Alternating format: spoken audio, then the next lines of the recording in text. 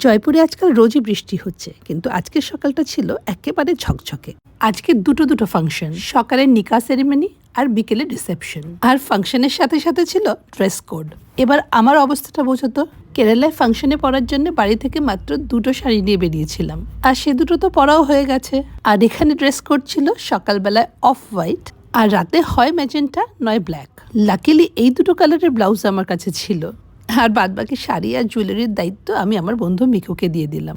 Video কলে শাড়িগুলো দেখে সিলেক্ট করা হলো, আর গয়নাগুলো জয়পুরেরই একটা দোকান থেকে ভাড়া নেওয়া হলো।